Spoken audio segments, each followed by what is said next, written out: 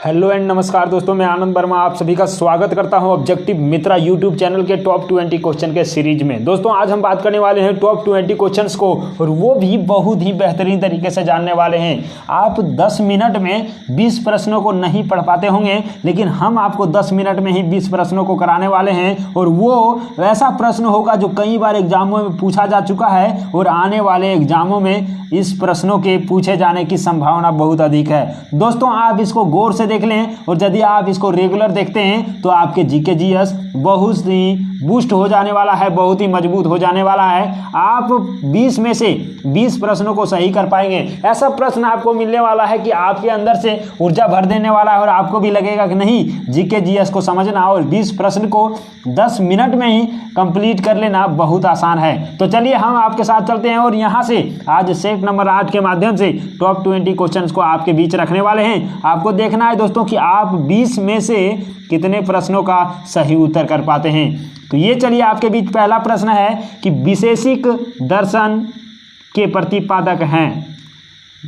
विशेषिक दर्शन के प्रतिपादक के बारे में पूछ रहा है दोस्तों, और आपके साथ ऑप्शन यहाँ पे मिलता है कपिल, अक्षपाद गौतम, पतंजलि और उलुक कनद। यहाँ से इसका सही आंसर आपको बताना है, और आपको मिलता है 4 सेकेंड, और आप इसका सही आंसर कर दिए होंगे। ऑप्शन नंबर डी इसका सही उत्तर है, जो है उलुक कनद, और यही है विशेषिक दर्शन के प्रतिपादक। चलते हैं दोस्तों अगले प्रश्न की ओर, और अगला प्रश्न आपके बीच है कि मीमांसा या पूर्व मीमांसा दर्शन के प्रतिपादक हैं। मीमांसा या पूर्व मीमांसा के बारे में आप पढ़े होंगे दोस्तों। इसके प्रतिपादक के बारे में पूछ रहा है। ऑप्शन है आपके बीच जैमिनी, बादरायण, कपिल, गौतम, और ये 4 ऑप्शन में से एक ऑप्शन को आपको सेलेक्ट करना है, और आप इसका सही उत्तर ए के साथ गए होंगे, और ये इसका जैमिनी सही उत्तर है। चलते हैं तीसरे प्रश्न की ओर, और तीसरा प्रश्न आपके बीच है वेदांत या उत्तर मीमांसा दर्शन के प्रतिपादक। इसी से रिलेटेड है दोस्तों।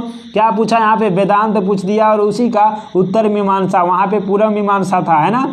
यहाँ पे उत्तर मीमांसा के प्रतिपादक के बारे में पूछ रहा है, और ऑप्शन है आपके बीच जैमिनी, बादरायण, बुद्ध और महावीर। इसका आप सही उत्तर लगाइए, और इसका सही उत्तर दोस्तों आप ऑप्शन नंबर बी को लगाए होंगे। बादरायण जो हैं ये वेदांत या उत्तर मीमांसा के प्रतिपादक हैं। चलते हैं चौथे प्रश्न की ओर, और यहाँ पे दोस्तों ऋग्वेद का कौन सा मंडल पूर्णतः सोम को समर्पित है। सोम को समर्पित आप जानते होंगे दोस्तों, 9वां मंडल जो है वो सूर्यदेव सोम को समर्पित है, और ये आपका सही उत्तर हो जाने वाला है। ऑप्शन नंबर बी आप इसका सही उत्तर लगाए होंगे। चलते हैं नेक्स्ट प्रश्न की ओर, और प्रसिद्ध 10 राजाओं का युद्ध, जिसे 10 राग युद्ध के नाम से जाना जाता है, वो किस नदी के तट पर लड़ा गया था।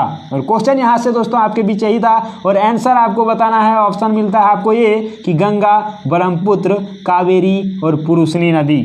आपको नदी का नाम बताना है, और आप इसका सही उत्तर लगा चुके होंगे दोस्तों कि 10 राग युद्ध पुरुषनी नदी के किनारे हुआ था, और इसका सही उत्तर ऑप्शन नंबर डी हो जाएगा। चलते हैं नेक्स्ट प्रश्न की ओर, और भारतीय संविधान के किस अनुच्छेद के अंतर्गत वित्त आयोग के गठन का प्रावधान है। मतलब वित्त आयोग के बारे में आपको बताना है दोस्तों कि वित्त आयोग का प्रावधान किस अनुच्छेद में है, और अनुच्छेद आपको मिलता है ऑप्शन में अनुच्छेद 249, अनुच्छेद 368, अनुच्छेद 280, और यहाँ पे अनुच्छेद 370, और इसका सही उत्तर आप लगाए होंगे ऑप्शन नंबर सी अनुच्छेद 280 इसका सही उत्तर हो जाएगा।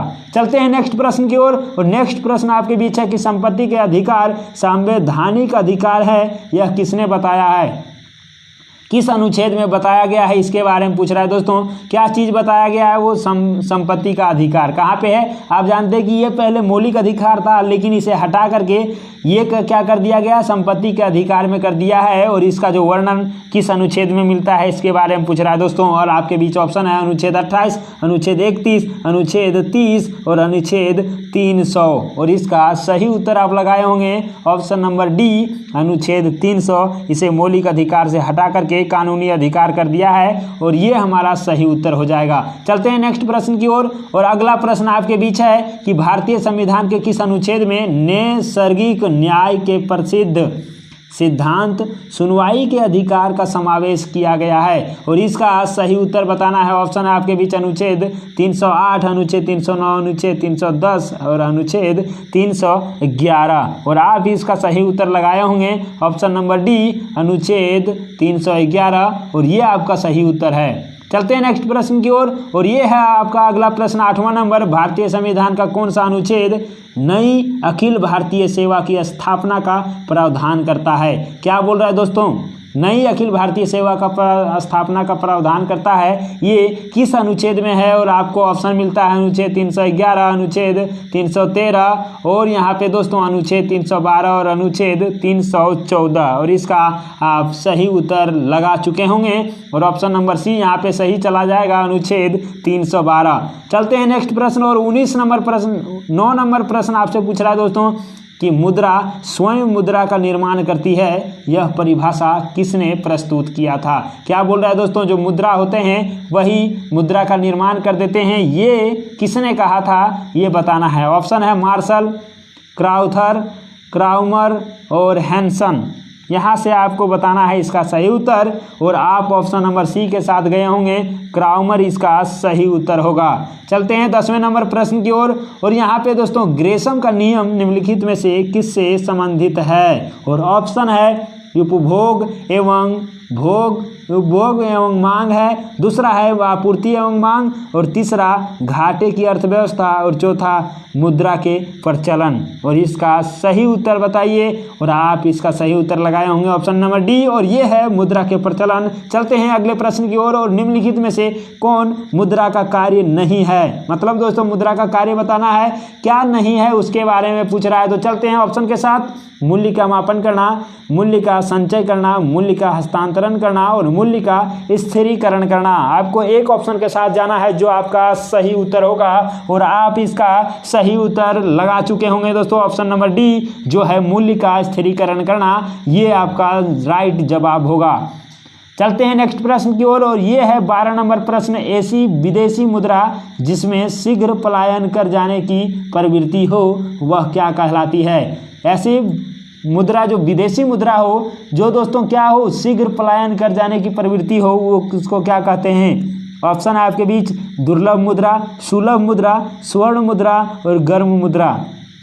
तो आप इसका सही उत्तर क्या लगाए हैं जल्दी से बता दीजिए। और आपका सही उत्तर यहाँ पे होने वाला है डी जो है गर्म मुद्रा। और चलते हैं अगले प्रश्न मतलब क्वेश्चन नंबर 13 की ओर। और यहाँ से पूछ रहा है दोस्तों कि हवाला क्या है? HAWALA हवाला जिसको कहते हैं ये क्या है? और ऑप्शन है विदेशी मुद्रा का अवैध कारोबार, कर वंचन और शेयरों के अवैध व्यापार और किसी विषय का पूर्ण विवरण। ये आपको बताना है कि हवाला आखिर क्या होता है। तो दोस्तों इसका सही उत्तर हम आपको बता देते हैं कि ये विदेशी मुद्रा का अवैध कारोबार जो है यही इसका सही उत्तर होगा। मतलब ऑप्शन नंबर ये के साथ आप चले गए होंगे तो आप बिल्कुल सही होंगे। चलते हैं 14 नंबर प्रश्न की ओर। और यहाँ पे पूछ रहा है कि माउंट एरेबस ज्वालामुखी निम्नलिखित में से किस महाद्वीप में स्थित है? किसके बारे में पूछ रहा है दोस्तों? नाम भी याद रखिएगा, माउंट एरेबस ज्वालामुखी कहाँ पे किस महाद्वीप पे है ये पूछ रहा है। और आप इसका सही उत्तर लगाएंगे। ऑप्शन है यूरोप, एशिया, अंटार्कटिका और अफ्रीका। और इसका सही उत्तर है अंटार्कटिका जो ऑप्शन नंबर सी में है। तो सी आपका सही उत्तर होगा। चलते हैं 15 नंबर प्रश्न की ओर। पूछ रहा है दोस्तों कि निम्नलिखित में से कौन प्रसुप्त ज्वालामुखी है? प्रसुप्त ज्वालामुखी मतलब दोस्तों आप जानते हैं कि वैसा ज्वालामुखी जो अभी तो सोया हुआ है, अभी तो उसके फटने की चांसेस नहीं है, लेकिन आने वाले कुछ दिनों में जब उसका नींद खुलेगा तो फिर से वो ज्वालामुखी का रूप ले सकते हैं। तो ये आपको बताना है कौन सा है, उसका नाम क्या है। और ऑप्शन आपको दे रहे हैं मोना लोआ, स्ट्रोम्बोली, क्राकाटोआ और एटना।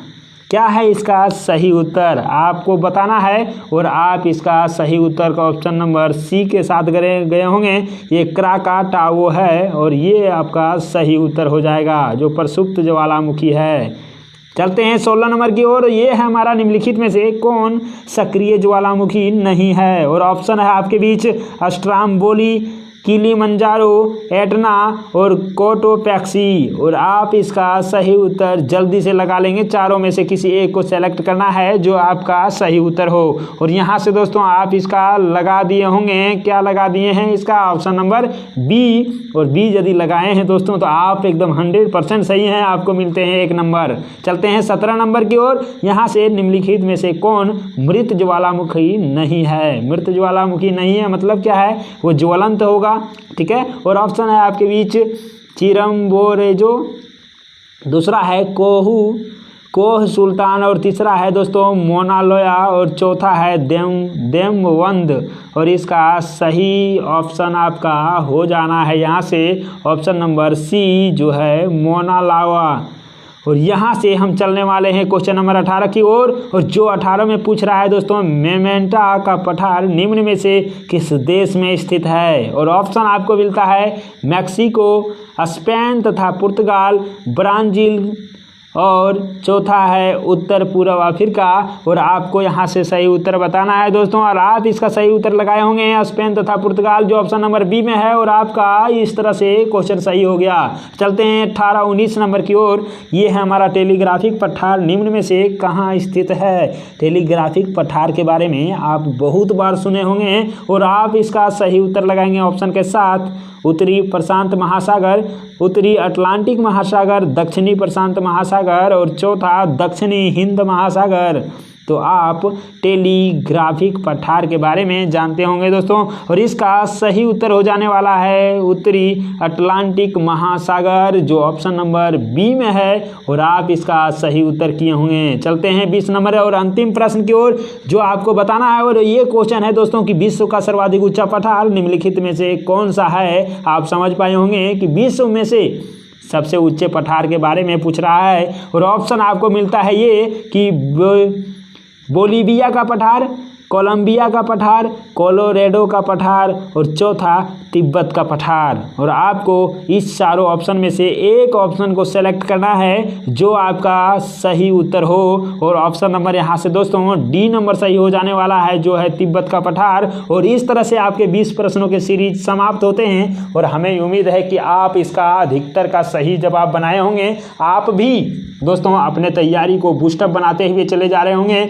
और ये जो 20 प्रश्न थे सभी लॉली प्रश्न थे, इसीलिए दोस्तों हमको उम्मीद है कि आप 20 में से 20 प्रश्नों का सही उत्तर लगा दिए होंगे।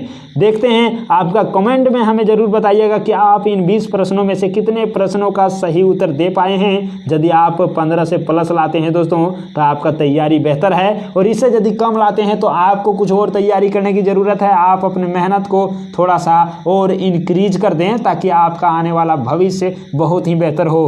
दोस्तों इस तरह से हम आपसे लेते हैं विदा और मिलते हैं अगले वीडियो में। तब तक के लिए जय हिंद, वंदे मातरम।